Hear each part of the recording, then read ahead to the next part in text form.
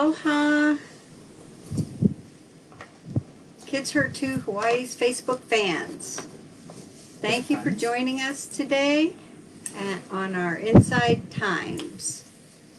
Presenting to you live from Kids Hurt Too Hawaii. This is Inside Times, and thank you for joining us, and we look forward to your comments.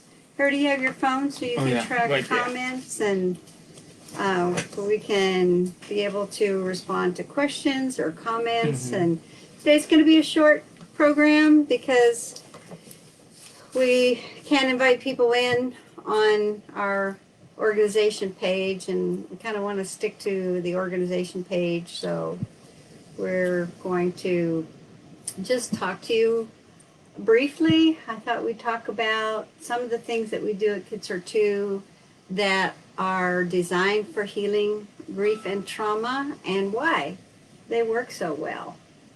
So quantum physics. no, we're not going to talk quantum physics. Okay. Sorry, I'm going to keep it simple. Okay. So, or we may go there. I don't know. Sometimes I have a tendency to think about those things. We can use this one, then we can invite people, you know. We can invite all the time. You can't do it on an organization page. No, this one. Then we can just put it up. You later. mean on your personal Yeah. page? Yeah. I know we might do it in the future. I actually wanted to get it cleared by the ED first before we did it again. It was kind of an urgent thing last time, so and I hadn't had a chance. We might do it. That was echoing your voice. Yeah, you need to silence your phone and just let me know if there are questions or Okay, and try. and is this it?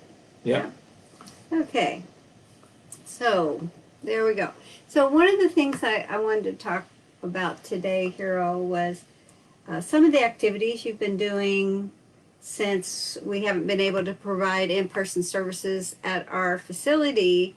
We've been providing online and in-person services. So you've been going out and visiting people at their homes, not in their homes, but in their yards outside their homes. Is that right? Yeah. Doing No, what kind of activities? Well, today, for example, you know, my time activity was Hero. I got the one with the youth teen came.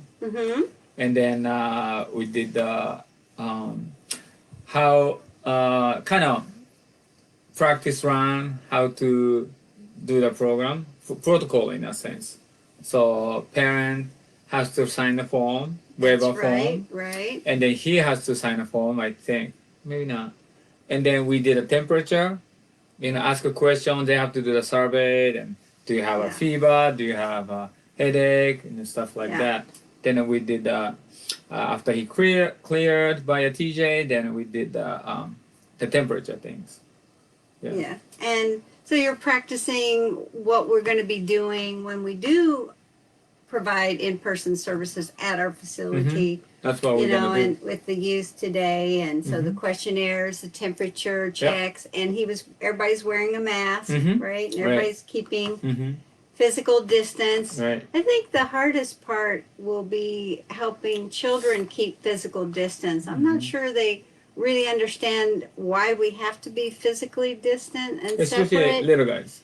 Yeah, especially the little ones. So we're still talking about what's the best way to do that. I feel for these young kids because they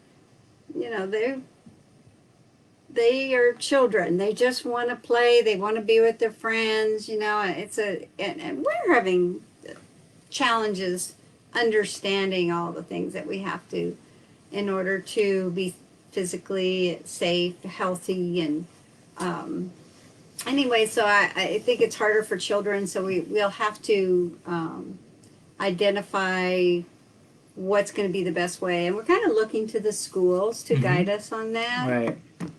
Well, today, just the only thing I didn't do was because I know we was going to be we did the What did you jump not rope. do? What did you not do because you knew it was gonna what? Oh, we're gonna be outside. Then we're gonna play basketball. We're gonna do jump rope, and we're gonna. I provide the jump rope, skateboard, basketball, then hacky sack.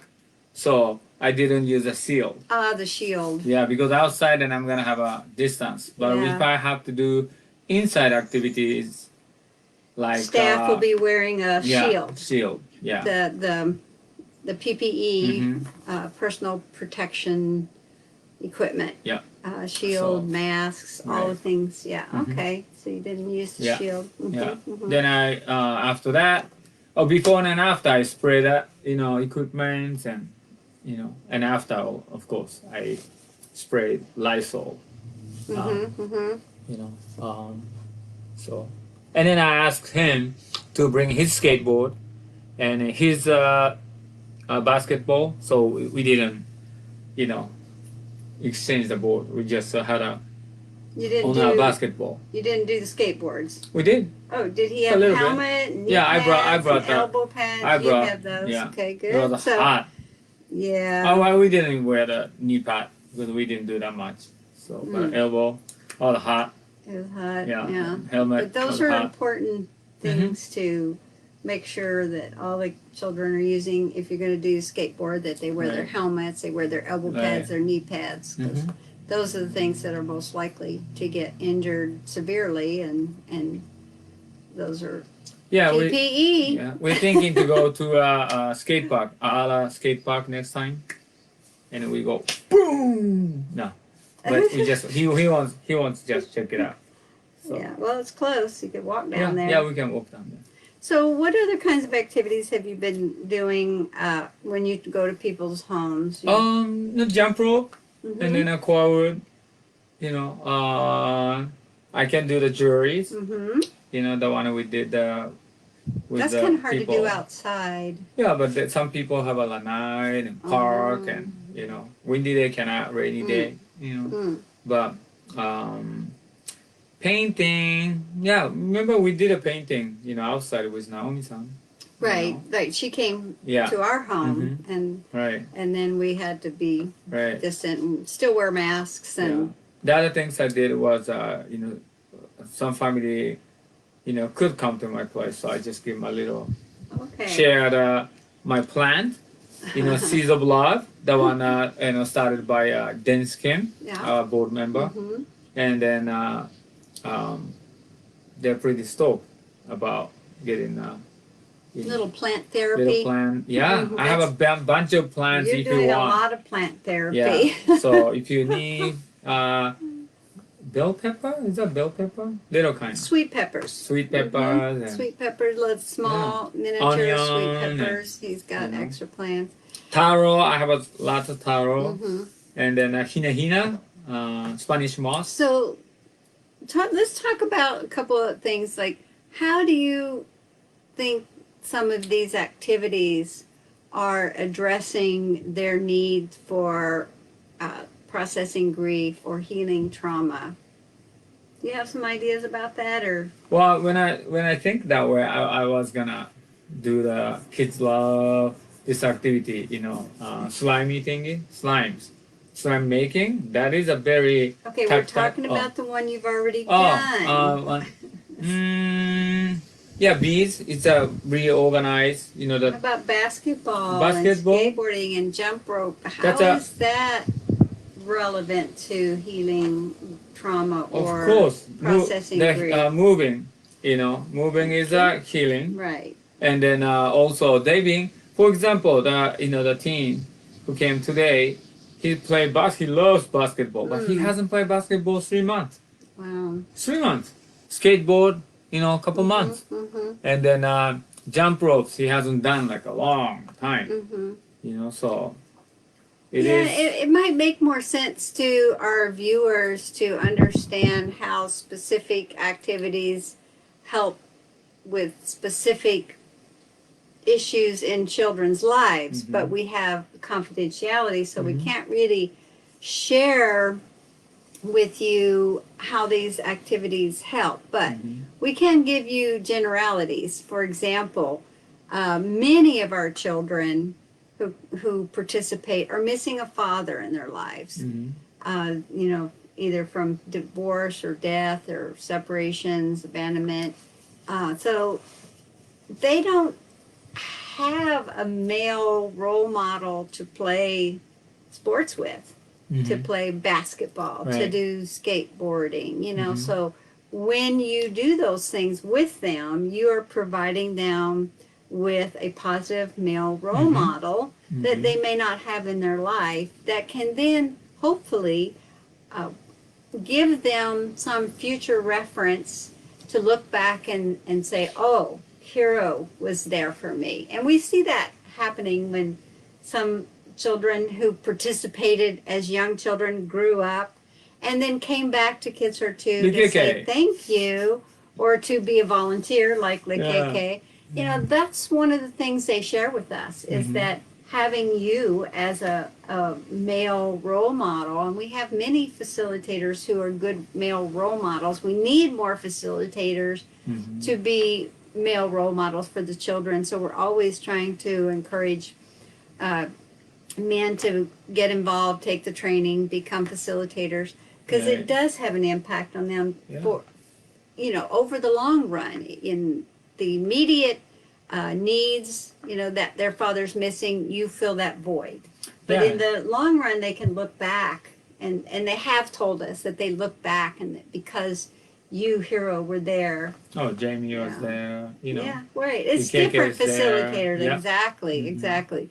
Many of our other facilitators, you know, are having the same impact, you know, that they're providing that male role model. And, you know, specifically, too, especially for children who've had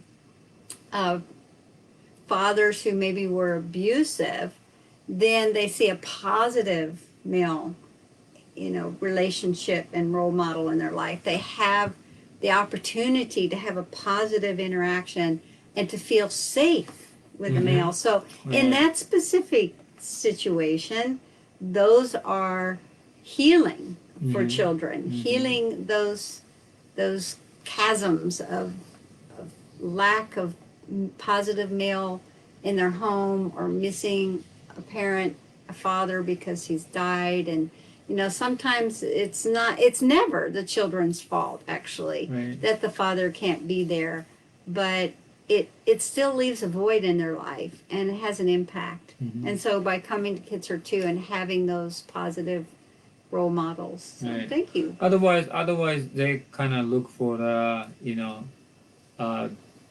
another kind of role model. It can be, you know, not wrong, but you know, like well, anybody, you know, then who's it not becomes role anybody model, you know, just who may not be a healthy healthy, person for them. Right. And you know, anybody to fill that void. Young ladies, you know, little girls who come, you know, they're also missing fathers. And you know, the difficulty for young girls is that they are desperate for a positive relationship, a supportive relationship from a male figure. And if they don't get that, like they would get that in terms of coming to Kids Are Two, being heard, you know, having male facilitators keep them safe, you know, getting that gives them another view of who could be there for them in their future as they become young adults. I know it myself, you know, being separated from a father who was abusive to my mother and who was, you know, unavailable to me, abandoning me. You know, I grew up feeling desperately in need of the love of a male figure. And that did more harm than he did, really, because then it became connecting with the wrong males in my life, you know, having negative relationships. Actually, I ended up having relationships with men who were emotionally abandoning or physically abandoning. So it was kind of becomes a repetition. So my hope is, and I think we've seen it to some extent, you know, we're not the only influence in children's lives, but my hope is that by having more of a positive male role model in their life, that they'll be able to identify positive males that they might want to connect with in the future.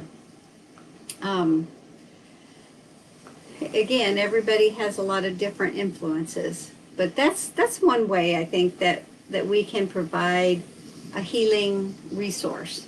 And these are resources. I think more concretely, some of the activities that you've been doing, the jump rope, the basketball, skateboarding, these are all things that have to do with balance and eye-hand coordination. These Everything. are physical activities. Yeah. And when you are traumatized, often there's a real difficulty with balance and with eye-hand coordination. So children are going to struggle in that area to provide activities that give them a chance to practice in a safe, supportive, positive relationship, to practice balance, eye-hand coordination, eye-leg coordination. And eye-leg coordination. There Soccer it goes. players, Soccer players. I'm not good at that leg. Those are all some things that that you can do with children to help them in their own healing process. So we know that trauma disrupts the brain and damages the brain, so that we have to do some rewiring, build some new neural network connections, and play is one of the most powerful ways that you can do that. And I think I said this once before, that a study showed that in order to learn a new skill or a new task, it takes 400 repetitions unless you do it through play, and then it only takes 20 repetitions. Wow. And so that says a lot about the importance of play in healing trauma. And, when we talk about healing trauma and processing grief, because trauma is an injury, grief is a natural response to loss. So we don't want to talk about grief so much in terms of healing, although we do use that term sometimes with grief, but mean it in a different way, and that can be confusing. And so I always like to try to help people understand it's important to differentiate, between healing trauma and processing grief, and recognizing that grief is a natural response, but it still leaves many children without a parent, without one parent, sometimes both parents, sadly, tragically. So it's important that they are able to that they're able to play in an environment that encourages safe interactions, encourages imaginative play, because the key here in healing trauma play. and processing grief is to provide a play in the least restricted, safe environment. Least restricted. So that's why sports don't have the same impact, because that's a very restricted, structured way of playing. But spontaneity. Some fun play idea. We have a question: what are some suggestions for tools for play? Some fun play ideas. I mean, again, least restricted environment for play. This is the key.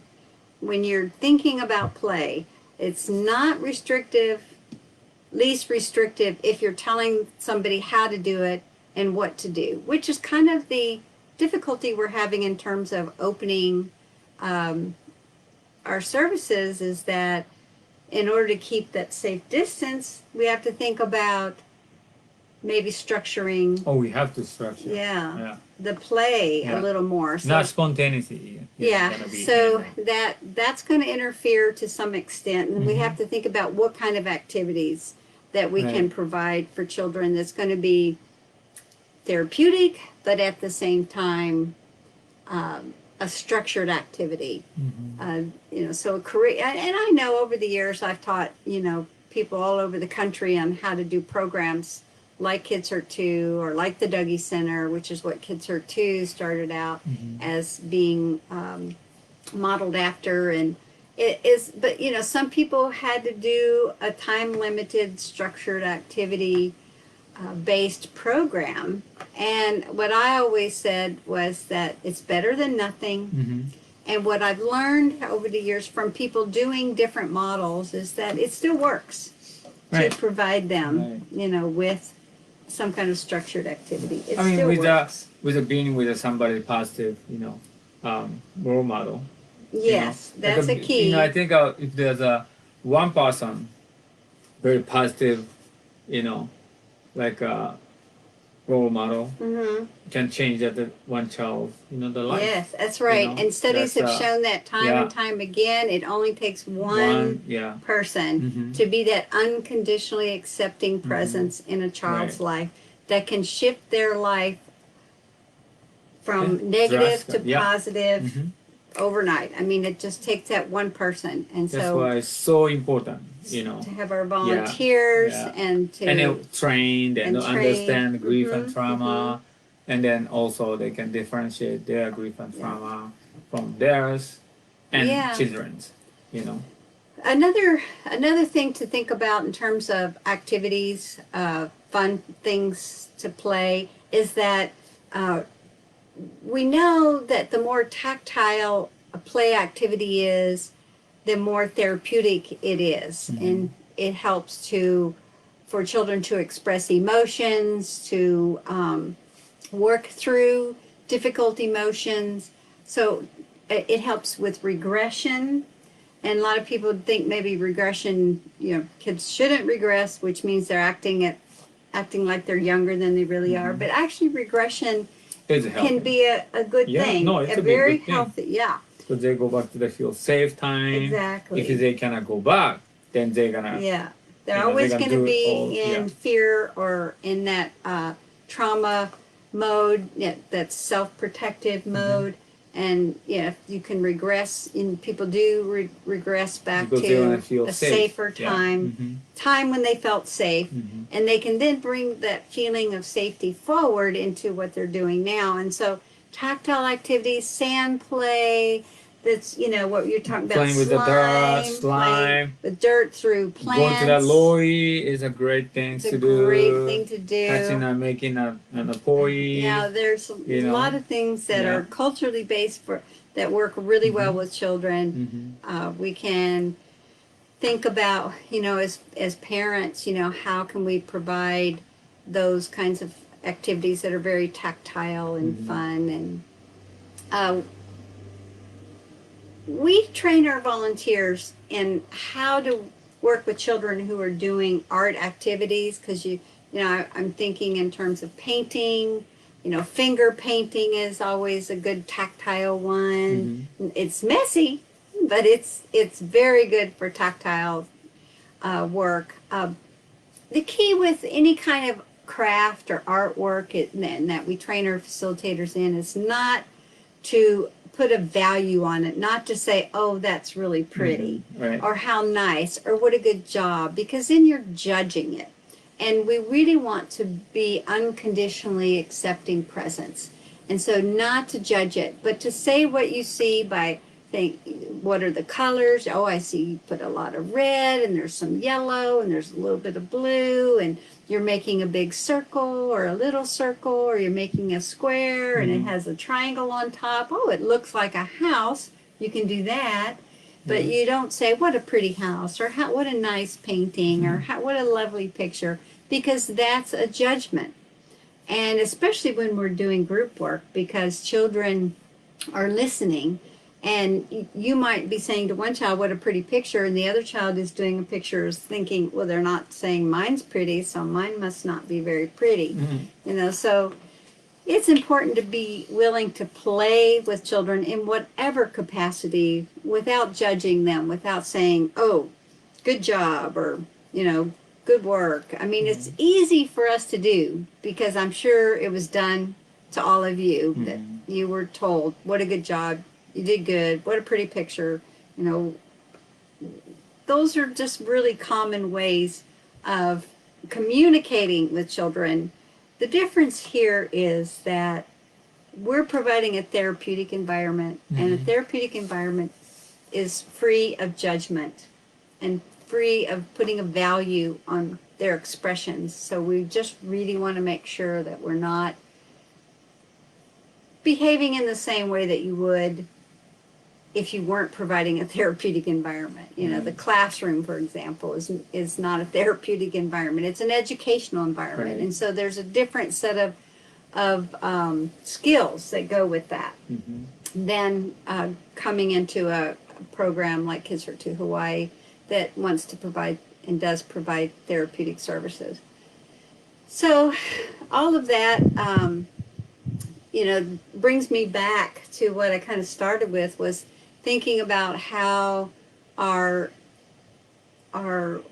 online activities are different. very different, especially for the younger children. Although they do play, they are playing, and the facilitators are practicing their skills, saying what they see and hear. And you know, it's a little harder to see. It's a little harder to engage them in specific activities. But you all have managed to come up with some pretty creative things, and the teens seem to be okay with the online groups because teens primarily do a talking circle. You know, again, you know, they're missing that physical, face-to-face, you know, communication with other youth their age. Parents seem to be okay, you know, with the online support groups. You gotta get going? Okay. So I'll be back, but where are you going? Tomorrow I gotta go back, get a bunch of softball donated. Oh, you're getting some surfboards donated. I could ask somebody to do it, but I have to be there, so my friend. Oh, nice. Great. Good job, And I can Hero. share if you need a because softboard. surfing is a good way to learn how to never give up. Learning to surf. You know, you get pounded by the waves, but you get back on that Being board. Mother Nature. And you keep moving forward, being in the water. We know water's grounding. It grounds you in your body, and grief and trauma can take you out of your body. That's so why we love you. surfing. Yes, thank you for getting those donated. Right. And thanks to our donor, our benefactor. Yeah. So I gotta do the paperwork and, you know, everything. So whatever, you know, people in the community like you do to the Kids to Hawaii, donate to Kids to Hawaii, you know, then we have to go over the paperwork, and so that you get, you know, deductible, you know, end of the year. Yeah, there's your tax deduction. Next year, tax deduction. Yeah. So, but I gotta get going. Just enjoy being with Cindy, and then inside times, right? So I'll just see you later. Go back to the high rising too. Yes, yes. Movement is definitely medicine. Tanya's talking about that, and it's true. It's surfing is movement. Amazing. And Hawaii, amazing. Yeah. Everywhere surfs, right? It's very hard to do. I tried it. Okay. It's I'll see you harder later. than he makes it look. Okay. Okay, Hero. Thank you for joining us today, and. If there are no more questions, I think I'll just wrap it up too. Just thank you for joining us today. Please donate to our 20th year campaign at PayPal.me/Kids to Hawaii if you get a chance. We're still open and we're still here, and we're actually taking in new clients and reaching out to people on other islands because we can do outreach now via online stuff. So appreciate all of you who tuned in today and who'll be listening in the future. And remember, play is healing. Play is one of the most therapeutic things you can do for yourself as well as with your children. And children naturally play because they know they're healing. They need healing. They know that how important it is. You see the urgency in which they play. That's because they understand that play is important to them. But you know what? Adults, it's important to play too. So as as we got older, we maybe forgot or we didn't take time or, we weren't as motivated to play because there's so many burdens on us as adults. But I want to remind you all, playing is therapy and it's okay to play. I did adult play therapy many years ago in private practice and they loved it. The adults loved it. So please take time to play and take care of yourselves. Be safe, and you'll be hearing from us again. Aloha.